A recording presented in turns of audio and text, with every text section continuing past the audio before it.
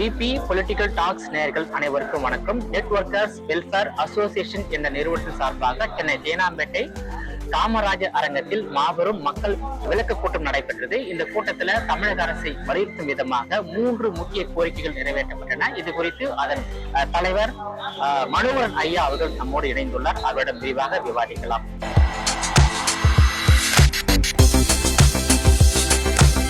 Sir வணக்கம். Sir, நீங்க எதிர்பார்த்த அளவு கூட்டம் வெற்றிகரமா அமைந்ததா? நாங்க எதிர்பார்க்கறதுக்கு மேல நடந்தது சார். அதுல ஒரு முக்கியமான விஷயம் சார், கூட்டம் வந்ததா இல்லையாங்கிறது 2ஆம் பக்கம். நாங்க ஒரு அழைப்பு கொடுக்குறோம். யாருக்கும் 5 ரூபா செலவு பண்றதில்ல, யாரையும் நாங்க அழைப்பு வீட்டுல போய் கொடுக்கறது இல்லை, எந்த இதுவுமே செய்யறது இல்லை. அது இந்த அளவுக்கு தமிழ்நாடு முழுவதும் இருந்து வர்றதுன்னா எவ்வளவு பெரிய விஷயம். அதனால மிகப்பெரிய வெற்றி, மிகப்பெரிய வெற்றினா மிகப்பெரிய வெற்றி. இந்த கூட்டத்தை இப்பவுமே இந்தியா மட்டுமல்ல வெளிநாட்டுல வரைக்கும் எங்களை ஃபாலோ பண்றாங்க, இப்பவே அதை பத்தி எங்களுக்கு தகவல் வந்துருக்காங்க. இது மிகப்பெரிய வெற்றி தான்ங்கிறது எங்களுக்கு எந்த சந்தேகம் இல்லை. நாங்க எந்த மீட்டிங் நடத்தினா அந்த சந்தேகம் எங்களுக்கு இருக்கவே இல்லை. ஏன்னா இதை விரும்புறாங்க. நாங்க வைக்கிறது நியாயமான கோரிக்கை. நாங்க அரசை எதிர்த்து இல்லை, எங்க மக்களுக்கு வேண்டியதை நாங்க கேட்கிறோம், எங்க தொழிலுக்கு வேண்டியதை நாங்க கேட்கிறோம். அதனால எங்களுக்கு எந்த விதத்தையும் தோல்விங்கிறது நாங்க பார்க்கல. அந்த சட்டம் வர்றது வரைக்கும் எங்க போராட்டம் தொடரும். அது இந்த எலெக்ஷன் இதுல இங்க கேட்ட நாங்க ஆதரிக்கிறவருடைய கட்சி ஆதரிப்பீங்கன்னா அத்தனை பேரும் கை தூக்கி கை தட்டினாங்க, நீங்க பாத்துருப்பீங்க. அதனால எங்களுக்கு எங்க பாதை சரியான பாதையில போயிட்டு இருக்கிறோம். கண்டிப்பா வெற்றி அடைவோம். இந்த 3 முக்கியமான கோரிக்கைகள் சொன்னீங்க இல்லையா, அந்த கோரிக்கைகளை சொல்லுங்க சார். ரொம்ப முக்கியமான விஷயம் என்னன்னு கேட்டீங்கன்னா, இது சாதாரண கோரிக்கை. நாங்க முக்கியமான கோரிக்கைங்கிறது கவர்மெண்ட்டுக்கு சப்போர்ட்டும் மக்களுக்காக தான் கேட்கிறேன், எங்களுக்காக கேட்கல. என்னன்னா ஒண்ணு மக்களுக்கு மாசம் 20% தரேன் 30% தரேன்னு சொல்லி ஏமாற்றக்கூடிய கம்பெனிகளை தடை பண்ண சொல்றோம். போலி நிறுவனம் தடை செய்யணும், தடை பண்ணதை சொல்றோம். நாங்க எங்க வீட்டுக்கு அது வேணும் இது வேணும், எங்க தொழில் செய்யறவங்க அது வேணும் நாங்க கேட்கல. இதனால பல பேர் தற்கொலை ஆகுறாங்க, தலைமுறை ஆகுறாங்க, வாழ்க்கையே தலைகீழாகுது. அப்போ இதை இது பண்றோம். அதுக்கு அடுத்து கவர்மெண்ட்டுக்கு அதனால வருமானமோ எதுவுமே கிடையாது. அப்போ நாங்க என்ன சரியான கம்பெனிகளை ஆதரவு கொடுக்க சொல்றோம். அப்போ அவங்க டாக்ஸ் கட்டுறாங்க, எல்லா வரியும் கட்டுறாங்க, எல்லா விதத்திலையும் லைசன்ஸ்ல இருந்து எல்லாம் எடுக்கிறாங்க. நாட்டினுடைய பொருளாதாரமும் நாட்டினுடைய வளர்ச்சியும் பெருகுது. எங்க மக்களுக்கும் அதே மாதிரி வேலை வாய்ப்பு கிடைக்குது, வளர்ச்சி கிடைக்குது, பொருளாதாரமும் மேல வராங்க. இதுதான் நாங்க சொல்றோம். அதனால இது புரிஞ்சுக்கிட்டாங்கன்னா, இன்னும் ஏன் புரியல எங்களுக்கு தெரியாது. நாங்க ஒரு சாதாரண அமைப்பு, நாங்க சொல்லதான் முடியும். அதனால இந்த தடவை எலெக்ஷன்ல அதை முடிவெடுக்கிறோம். எங்க இந்த கோரிக்கையை ஏற்றுக்கொள்ளக்கூடியவங்களுக்கு நாங்க இதை செய்வோம் அப்படின்னு சரியான கம்பெனிகளுக்கு ஆதரவு கொடுக்க சொல்றோம். போலி நிறுவனத்தை அழிக்க சொல்றீங்க, அழிக்க சொல்றோம். போலி நிறுவனத்தால மக்கள் பாதிப்படக்கூடாது என்பதுதான் உங்க முக்கியமான கோரிக்கை. இது அரசே நியாயப்படி இது பண்ணணும். அரசு செய்ய வேண்டியதை நாங்க அரசிட்ட கேட்கிறோம், இதை செய்யுங்க அப்படிங்கிறோம். அதுக்கு அடுத்து இது கேரளால சட்டமா ஏற்றிருக்கிறாங்க. அப்போ ஒரு மாநில சர்க்கார் இயற்றிய சட்டத்தை எல்லா இடத்துலயும் ஏற்ற சொல்றோம்.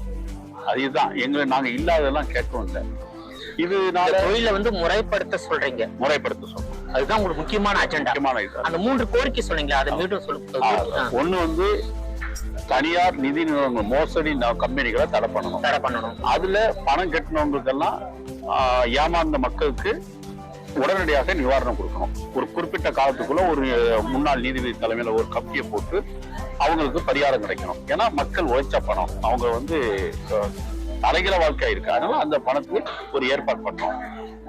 2வது ஃப்ராட் கொடுக்கக்கூடிய சரியான கம்பெனி, அதாவது இந்திய பணத்துல பணம் கட்டணும், பேங்க் மூலமாட்டு பேவுட்டு போகணும், எல்லா லைசன்ஸ் வாங்கியிருக்கணும், எல்லா சர்டிபிகேட் வாங்கணும், எல்லா டாக்ஸும் கட்டணும். அந்த கம்பெனிகளுக்கும் ஆதரவு கொடுக்கணும், முறையான நிறுவனங்களுக்கு அங்கீகாரம் கொடுக்கணும். அதை மட்டும் நாங்க கேட்கிறோம். அதே போலதான் 3வது கேட்கிறோம். என்னன்னா இதுல பல லட்சம் பேர் இருக்கிறாங்க, 40-50 லட்சம் பேர் இதுல வேலையில் இருக்கிறாங்க. ஒரு நல்ல வாரியம் கேட்கிறோம், ஒரு நல்ல வாரியம் கேட்கிறோம். இதுதான், வேற எந்த இதுவும் நாங்க கேட்கல. உண்மையா எங்களால் ஒரு தனிநபர் வருமானம் பெருசு, நாட்டின் வருமானம் பெருசாகுது, பொருளாதார முன்னேற்றம் கிடைக்குது, பல பேருக்கு வேலை வாய்ப்பு கிடைக்குது. அதுதான் நாங்க கேட்கிறோம். இந்த போலி நிறுவனங்களை ஒழிச்சுட்டா இந்த தொழில் மிகப்பெரிய ஒரு சக்சஸ் ஆகும். இருக்கும் பல நாட்டுல அது இருக்குது. பல நாட்டுல இதுக்கு தனி மினிஸ்டரே இருக்குது. அப்ப அதுதான் நாங்க அமைச்சகமே அமைச்சரவே இருக்கு. பல மாநிலங்கள்ல, பல வெளிநாட்டுல இருக்கு. அதனால அதுதான் கேட்கிறோம். ஆனா கேரளால இப்ப அந்த சட்டத்தை போட்டுக்கிறாங்க. இங்கேயும் போட்டாங்க. ஏடிஎம்கே ஆட்சியில 2018 ஒரு சட்டத்தை போட்டாங்க. 2021 பிஜேபி ஒரு சட்டம் போட்டாங்க. 23 டிஎம்கே போட்டாங்க. ஆனா முழுமை அடையல. இங்கேயும் வலுவா இல்ல. ஆமா. அதனால வந்து இன்னும் அந்த போலி நிறுவனங்கள் இருக்குது. இப்போ எவ்வளவு போலி நிறுவனங்களால எவ்வளவு மக்கள் பாதிக்கப்பட்டிருக்காங்க சார்? தமிழ்நாட்டுல மட்டுமே 1 கோடி பேருக்கு மேல இதுல வந்து பாதிக்கப்பட்டு கம்ப்ளைண்ட் பண்ணிருக்காங்க. 1 கோடி பேருக்கு மேல. அதனால இது வந்து மிகப்பெருசா நாட்டினுடைய பொருளாதார நாசமாயிருக்கு. பல பேருடைய வாழ்க்கை, பல பேர் இல்ல, பல லட்சம் பேர், 1 கோடி பேர் கம்ப்ளைண்ட் பண்ணிருக்காங்கன்னு நினைச்சு பாருங்க. 1 கோடி பேர் எத்தனை நிறுவனங்களை ஏமாத்திருக்கு சார்?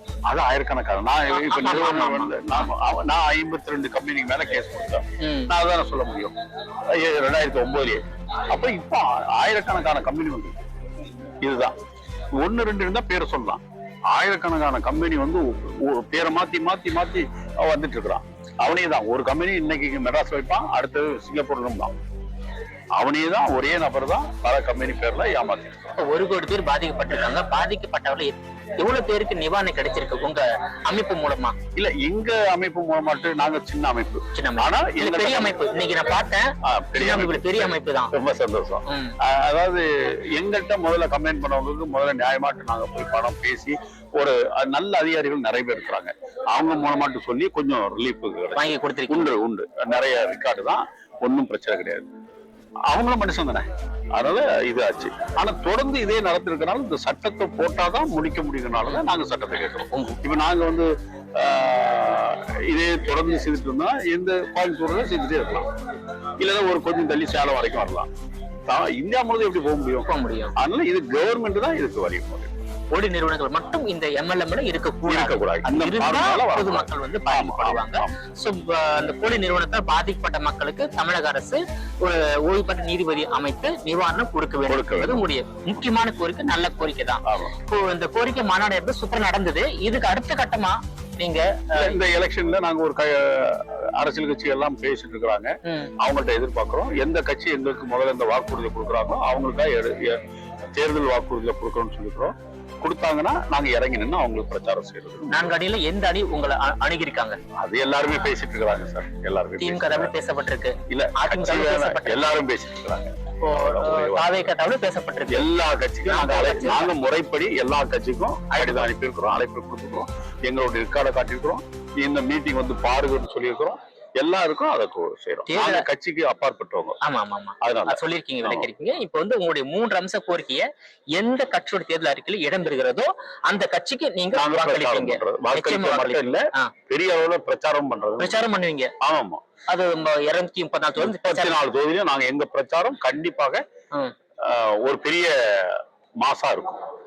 அந்த அளவுக்கு நாங்க இப்ப ட்ரைனிங் எடுத்துக்கிறோம். ஒவ்வொரு தொகுதிக்கும் பிரச்சாரம் பண்றதுக்கு வேலை செய்யறதுக்குன்னு ஒரு பெரிய குழு எடுத்துக்கிறோம். மாவட்டத்துக்கு எடுத்துக்கிறோம், மண்டலத்துக்கு எடுத்துக்கிறோம், மாநில அளவுல எடுத்துக்கிறோம்.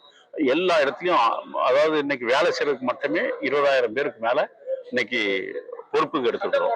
அதனால எங்க இது கண்டிப்பாக ஒரு மிகப்பெரிய உங்க கான்செப்ட் நல்ல கான்செப்ட், கொள்கையும் நல்ல கொள்கை. ஏன்னா அதாவது நீங்க எங்களை ஆதரிங்க, நான் உங்களை ஆதரிக்கிறேன். எங்களை ஆதரிக்க நான் சொல்ல, மக்களை காப்பாற்றணும். மக்களை காப்பாற்றணும். உங்களுக்கு நீங்க தான் இருந்தாலும் இதுல எல்லாருக்கும் தான் நாங்க போராடுறோம். நாங்க எங்களுக்காக போராடலையே. இதுல ஏமாற்றி பெரிய பெரிய அதிகாரிகள் இதுல இருக்கிறாங்க. அவங்களும் ஏமாறுறாங்க. பெரிய பெரிய அதிகாரி சொல்ல கஷ்டமா இருக்கும். பெரிய பெரிய அதிகாரிகளே இந்த இதுல ஏமாந்துருக்காங்க. நாங்க எல்லாருக்கும் தான் கேட்கிறோம். உங்க கோரிக்கை வந்து எந்த கட்சி நிறைவேறுகிறதோ அந்த கட்சிக்கு ஆதரவா ஏற்படுவாங்க. உங்க அமைப்புல இல்ல குறிப்பா எம்எல்ஏ எவ்வளவு பேர் இருக்கீங்க சார்? சார், இங்க தமிழ்நாட்டுல எடுத்துட்டீங்கன்னா குறைஞ்சது ஒரு 40 லட்சம் பேர் இருக்காங்க. 40 லட்சம் பேர் இருக்கு தமிழ்நாட்டுல மட்டும். ஆமா. இந்தியா முழுவதும் பாத்தீங்கன்னா 6 கோடி பேருக்கு மேல இருக்காங்க. 6 கோடி பேர் இருக்காங்க. அதுக்கெல்லாம் ஃபுல் டைம், பார்ட் டைம் எக்கச்சக்கமா இருக்கிறாங்க. அதனால அது கணக்கு வழக்கு இல்ல. நாங்க அந்த இடத்துலயே போல சார். எங்களுக்கு அதை செய்தாங்க, இதை செய்தோம். நாங்க கேட்கறது மக்கள் ஏமாந்துட்டே இருக்கிறாங்க. கவர்மெண்ட்டுக்கு வரி கிடைக்க மாட்டேங்குது, எங்களுக்கு சரியா கெட்ட பேர் கிடைக்குது, இதை நிவர்த்தி பண்ணுங்கன்னு தான் நாங்க கேட்கிறோம். தமிழ்நாட்டுல 40 லட்சம் பேரும் நீங்க வந்து உங்களை ஆதரவுடைய கட்சிக்கு ஆதரவா பிரச்சாரம் பண்ணி அமர்த்த போறீங்க. 40 லட்சம் ஒரு கட்சி ஓட்டு போட உண்மையில ஏற்றுவாங்க. 40 லட்சம் கிடைக்கும் நாங்க மிகப்படுத்தலாம் பேசல. ஒரு தொகுதிக்கு குறைந்தது 2000 ஓட்டு கண்டிப்பாக எங்களால கிடைக்கும். குறைந்தது நல்ல பிரச்சாரம் செய்து 5000 கிடைக்கலாம். இன்னும் நல்ல மிகப்பெருசா நல்ல பண்ண 10,000 கிடைக்கலாம். நாங்க முயற்சி செய்யறோம். 2000 ஓட்டு கண்டிப்பா ஒவ்வொரு தொகுதியிலும் எங்களால கொண்டு வர முடியும். நாங்க குறைச்சு சொல்றோம். ஏன்னா மிகப்படுத்தி பேசுறதுக்கு நாங்க நீ நியாயமா பேசுறது 2026ல எந்த கட்சி அருகில் அமர வேண்டும் என்பதை தீர்மானிக்கக்கூடிய இடத்துல நெட்வொர்க்கர்ஸ் வெல்ஃபேர் அசோசியேஷன் இருப்பதாக நான் எடுத்துக்கலாமா? கொஞ்சம் வருவோம், கொஞ்சம் வருவோம். ஏன்னா ஒரு சில தொகுதியில 500 ஓட்டுல ஜெயிக்கிறாங்க. ஆமா ஆமா, 200 ஓட்டுல ஜெயிக்கிறாங்க. ஒரு தொகுதியில் உங்களுக்கு 2000 ஓட்டு என்பது நீங்க வந்து ஒரு முக்கியமான ரோல் இருக்கீங்க. உறுதியா இருக்கும். இப்போ இங்க தேனாம்பேட்டையில் நடந்த கூட்டம் மிகப்பெரிய வெற்றி அடைஞ்சிருக்கு. சந்தோஷமா இருக்கீங்க. அடுத்த கட்டமா எந்த மாதிரி கூட்டம் நடத்துறீங்க? அடுத்தால மாநாடுக்கு ஒரு ஏற்பாடு பண்ணிட்டு இருக்கோம். மாநாடு அதுல ஒரு 2 லட்சம் பேரை வச்சு நடத்தலாம்னு மனசு வச்சுக்கிறோம். போயிட்டு இருக்குதுன்னு அங்க எங்க கோரிக்கை, எங்க போராட்டம் தானே நாங்க செய்ய முடியும். ஆமா ஆமா, அதை செய்வோம், தொடர்ந்து செய்வோம். இன்றைய கூட்டம் என்பது மக்களுடைய மாபெரும் கூட்டம் என்பது தமிழ்நாடு அரசை வலியுறுத்தி நடத்தப்பட்ட கூட்டம். ஆமா, நீங்க வந்து இந்தியா முழுவதும் 3 கோடி சொன்னீங்க இல்லையா? அப்ப மத்திய அரசை வலியுறுத்தி 6 கோடி பேர் 6 கோடி பேர் இருக்காங்க சொன்னீங்க. மத்திய அரசை வலியுறுத்தி நடத்த கூட்டம் நடக்குமா? கண்டிப்பா நடக்கும். இப்ப இதுக்கு அடுத்து இந்தியா முழுவதும் நாங்க இப்ப பிரச்சாரம் பண்ணிட்டு இருக்கிறோம். எல்லா இடத்துலயும் நாங்க விழிப்புணர்ச்சி கூட்டம் இருக்கிறோம், உண்ணாவிரதம் இருக்கிறோம், எல்லாமே பண்ணிட்டு தான் இருக்கிறோம். 17 வருஷமா பண்றோம். அதை இனிமேல் இந்தியா முழுவதும் பண்ணிட்டு இருக்கிறோம். நாங்க அதுல எல்லாம் பின்வாங்கல. எலெக்ஷன் தேர்தல் அப்படின்னு இப்பதான் எடுத்துக்கிறோம். அப்ப இனிமேல் இங்க இது அடுத்தது அங்கேயும் எல்லா இடத்துலயும் மத்திய அரசு வலியுறுத்தியும் கோரிக்கை வலியுறுத்தியும் ஒரு மிகப்பெரிய மாநாடு நல்லதுன்னு கேட்கிறோம் நடத்தப்படும். ஆமா, அது இப்ப நடத்தப்படும். 2029 கண்டிப்பாக நடத்துவோம். மத்திய அரசு மாநாடு இப்ப பண்ண போறோம். டேட் எல்லாம் ஒரு ஐடியா பண்ணிருக்கிறோம். தமிழ்நாடு எலெக்ஷனுக்காக ஒரு மாநாடு நடத்தும். எலெக்ஷனுக்குள்ள மாநாடு நடத்த போறோம். ஆமா, தமிழக அரசு வலியுறுத்தி. ஆமா, மத்திய அரசு வலியுறுத்தி நடத்தக்கூடிய மாநாடு இப்ப 29 பண்ண முடியும். ஓகே ஓகே, இப்ப பண்ண முடியாதுல்ல. உங்களோட விரிவான தகவலுக்கு ரொம்ப நன்றி சார். ஓகே சார், வணக்கம். மீண்டும் இது போன்ற மற்றொரு ஆளுமையுடன் சந்திக்கிறேன். அதுவரையில் உங்களிடமிருந்து விடைபெறுவது நான் உங்கள் விஜயபாலன்.